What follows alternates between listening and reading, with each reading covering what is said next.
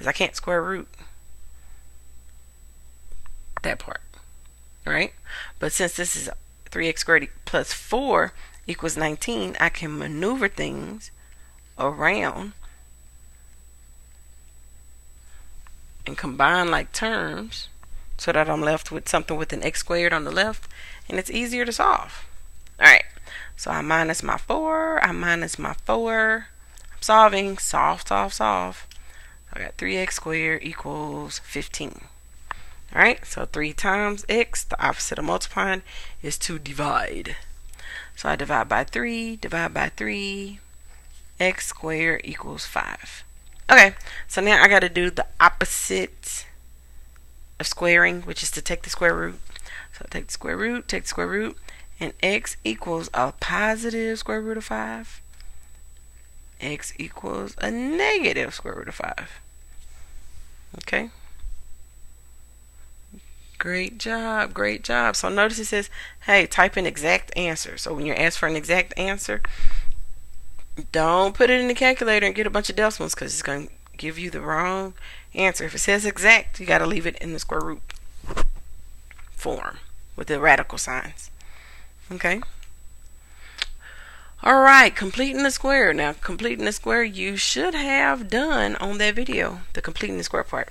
So just the completing the square is just adding the square of half the coefficient to both sides of the equation. And then you factor the perfect square trinomial. That's just to complete the square part. Okay, we're solving a quadratic by completing the square. First, we got to make sure that my leading coefficient on A is 1. If it's not 1, I got to divide everything by whatever it is in front of my x squared. Step 2, it says isolate the variable terms on one side of the equation and the constant term on the other. Step 3, complete the square. Step 4, use the square root property that we worked on up here to solve for x. Okay, so on the first problem, we're not solving it. We're just going to make sure we understand the completing the square. There it is. Okay, so it says, hey, determine the constant that should be added to the binomial so that it becomes a perfect square trinomial. Then write the factor.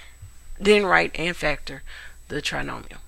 Okay, so determine the constant that should be added to the binomial means, or that step was to take half of whatever's in front of my x, take half of my b, and square it. But right now I got a 4 in front of my x. So I'm supposed to take half of 4 and square it. Alright? So the way it works out with this one, half of 4 is 2. And then 2 times 2 is 4. So when it says what's the constant that should be added to the binomial so that it becomes a perfect square trinomial. So I have to do 4 divided by 2 squared, which equals 4. Right? Then it says, hey, write the trinomial. So my trinomial then will be x squared plus 4x plus 4. And then it says factor. So if I factor it, it'd be x plus 2 times x plus 2, or x plus 2 squared. But that's why it's kind of cool to do the completing the square, because one, if you're doing completing the square, then you'll have it in the square root property format, so you can solve it a little bit quicker. But remember, it's also in that, getting it in that vertex format. And later on when we start graphing, if you know how to complete the square, it'll be a little bit easier for you to find your vertex. Alright, so that's just practicing complete the square. Now let's solve a quadratic by completing the square. And my first step said, hey, if the leading coefficient is not 1, divide by whatever is in front of my x squared. So what number is in front of my x squared? A 2. So that means I have to divide everything by 2.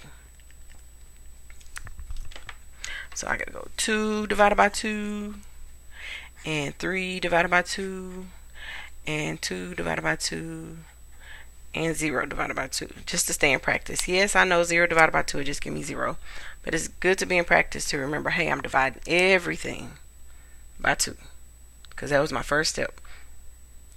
Okay, next step says isolate the variables, or the variable terms, on one side of the equation and the constant term on the other side.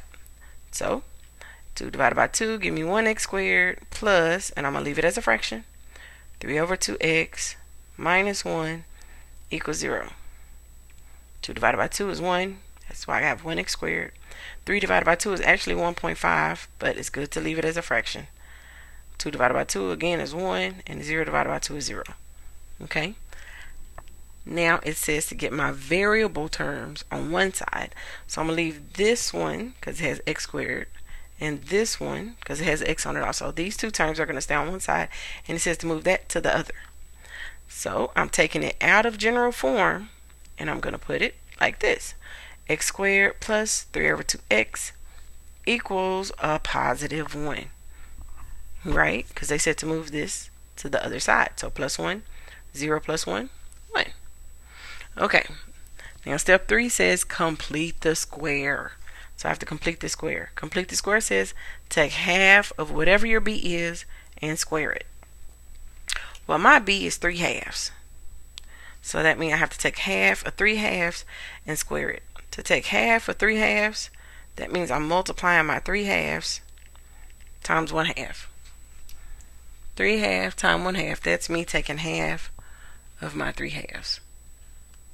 So 3 times 1 gives me 3. 2 times 2 gives me 4.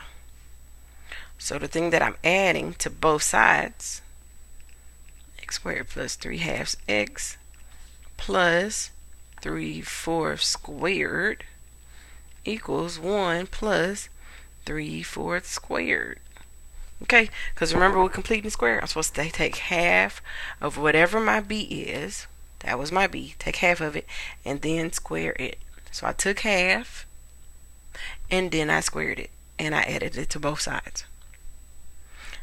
Alright, now I gotta set this up as a perfect square. So my perfect square will be x plus 3/4 squared equals 1 plus, let's see, 3 times 3 is 9, and 4 times 4 is 16. Oh no, fractions. So when I'm dealing with this, I have 1 plus 9 over 16. So I got to remember in my head, I need to convert that whole number into a fraction that has the same denominator as this one. So that means this would have to become 16 over 16. Right? So then I'd have x plus 3/4 squared equals 16 plus 9 would be 25 over 16. Alright, because we said that becomes 16 over 16, and 16 plus 9 is 25. Alright, then I have to take the square root and the square root of both sides. And then I have x plus 3/4 equals square root of 25 is 5. Square root of 16 is 4. So I got plus and minus 5/4.